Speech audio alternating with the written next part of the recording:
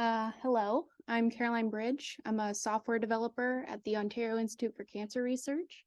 As introduced, I'm going to be talking about the JBrowse plugin system today, some existing plugins, and hopefully inspire some creative juices for making your own plugins.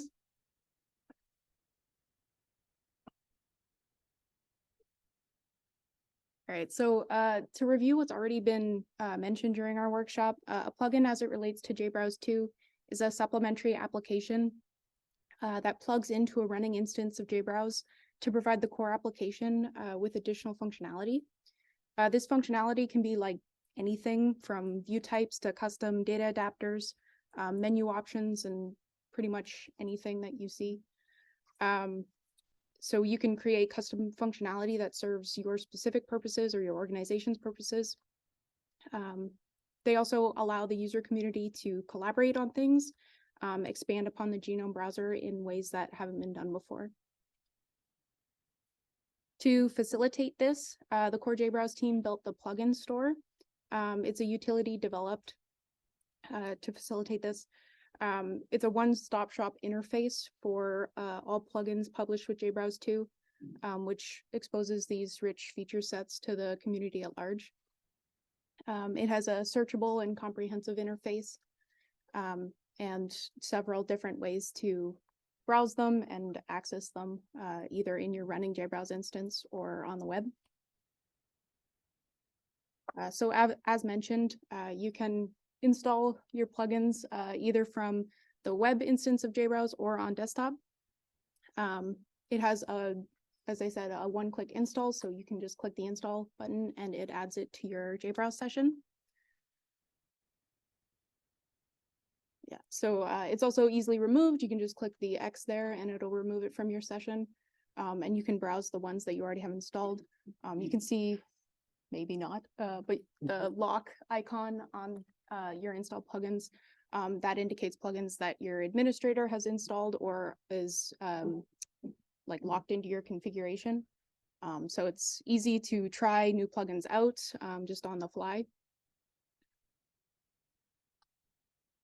So there's currently 13 community plugins registered with the JBrowse 2 plugin store, the functionality of which range from new renderer types, such as with the addition of the Manhattan plot renderings, shown here with the genome-wide association studies plugin, to data adapters, such as for genomic data resource APIs, such as with the Genomic Data Commons plugin. So the GDC and ICGC plugins are particularly relevant to my work at the Ontario Institute for Cancer Research. They connect JBrowse with various cancer data sets and resources. And they, link into the APIs that both of these resources emit. These plugins also add new track types and display types available for users to browse and filter aggregate data directly within the application. Moreover, they feature authentication systems where a user can enter their authentication token and access privileged data directly within JBrowse. There's also the BioThings plugin, which connects APIs from resources such as my variant info and my genome info to JBrowse, which provides rich gene annotations from these data centers to a given session without extensive user configuration or intervention. The core sort of message I want to get across here is plugins of this nature connect these large data resources to a user's data, where you can more easily draw conclusions and correlations from your data to, these large data resources with familiar visualizations and custom ones. These plugins are excellent exemplar plugins for connecting your data resource within JBrowse 2. Deployed in 2022 are new plugins for integration with Reactome pathway analysis and a new ideogram view. Both plugins provide an instance of JBrowse with existing third-party JavaScript components to fetch and display data directly within JBrowse 2. The Reactome plugin uses Reactome's diagram.js, and the ideogram plugin uses eWeitz's ideogram.js.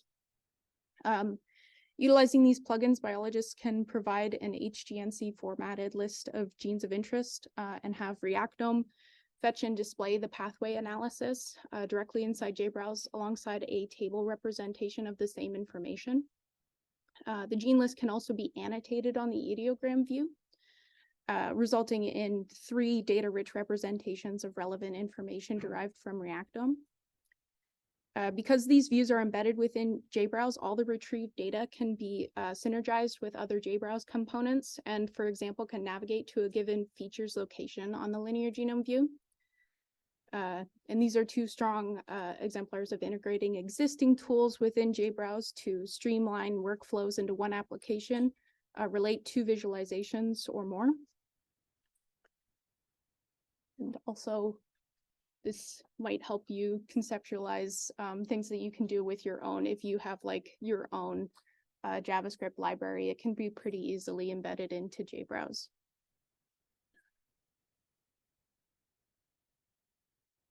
Yeah, so as I said, there's very few limits to the scope of visualizations and tooling that you can add to JBrowse 2 through plugins. A good representation of this is the multi-level linear view plugin. This is also a new plugin deployed within last year, 2022. It builds upon the existing infrastructure for linear genome views and expands it to represent the same genomic region at several different scope levels. So with minimal intervention, the plugin has access to all current and future functionality of the linear genome view, which adds its own functionality to it and other visualization capabilities. The multi-level linear view itself can open up to 10 views simultaneously at different zoom levels and can dynamically add, remove views, reset orientations, and more. So this plugin in particular is useful for comparative analysis if you might want the context of surrounding regions for a given point of interest on a linear genome view. And this is just a GIF of it sort of working. It's a little grainy, but it's the best I can do on a PowerPoint. Yeah, so it's a good example of reusing existing components and expanding upon what already exists within JBrowse. And again, all of this is done within a plugin that a third party could develop on their own. So what if you want to make your own plugin? I'm going to quickly go over some of the different components involved in that process. It's very simple. It's first recommended that prospective developers fork the template project on GitHub. It simplifies build steps and gives you a model for components that you can expand upon. So it's as simple as pretty much building your own JavaScript component. Plugins that you deploy can be used on both web and desktop natively without any additional intervention by the developer. And when your plugin is complete, you can either run it locally by adding it to your config file, or you can publish it to the community by making a pull request to JBrowse plugin list, where it then appears on the plugin store within the JBrowse application and on the JBrowse website. So in this section, I'm going to provide a brief overview of some of the components of a plugin that you might encounter as a developer. If you're not a developer, this might help you with some of the context to the ease of use or around the plugin system and inspire you to conceptualize plugins that may aid in your work. So as mentioned, we recommend that you pull the template project to get started. When you pull the project, you'll be able to identify these features that help make up the core functionality. So this first install helps you add new components and modify the behavior of your JBrowse session. So adding new views, displays, or utilizing extension points. The configure method adds or changes behavior, like adding new menu options or incorporating Jexel functions, which I think Scott will talk about. And then from here, you just start building and adding components that you can build upon.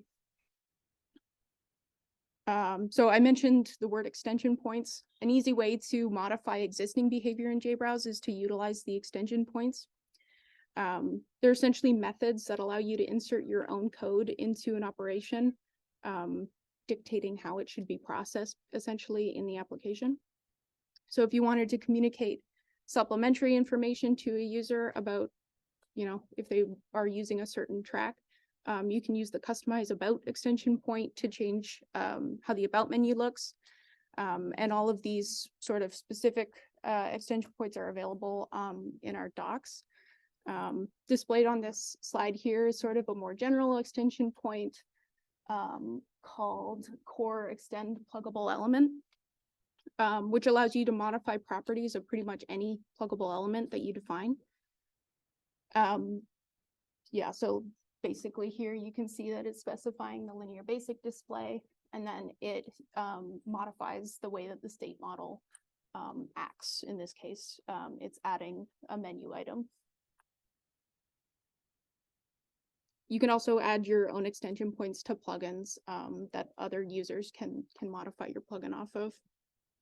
And again, there's a ton of information on our docs on the website, and all of this is explained, and you'd be able to go through the steps to, you know, use an extension point or create your own.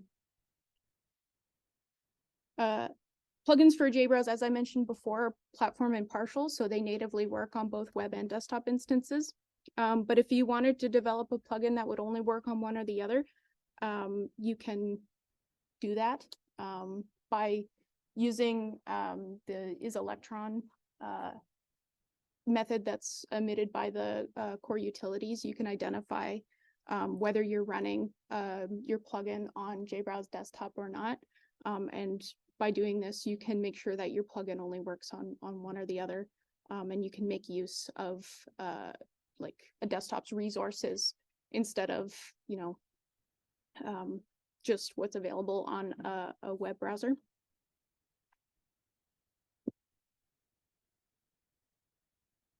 Yeah, so before we conclude, I just wanted to circle back and seed some ideas regarding some sample use cases for developing a plugin for JBrowse. If you have a data repository, you can connect it directly into JBrowse using plugins and access your data without having to do the extra steps of downloading or data processing. JBrowse provides built-in tools that are accessible through plugins that you can authenticate your data through. JBrowse essentially makes it pretty easy to share data and their visualizations. If you have custom or novel data types as well, you can easily develop data adapters that fit into a traditional genome browser visualization. So this can assist in the development of new data schemas, provide a proof of concept or quick visualizations and analysis. Regarding future work, we just want to continue to collaborate and provide technical support to anyone who's interested in using a plugin or developing their own plugin, or just ideas that might fit into the core functionality of JBrowse if it's not necessarily plugin specific. And there's some places that you can contact us. And yeah, so I just was talking about JBrowse plugins and what you can do with them, and hopefully this gave you some ideas on how JBrowse and its plugin system can assist you as a genome browser. And yeah, thank you guys.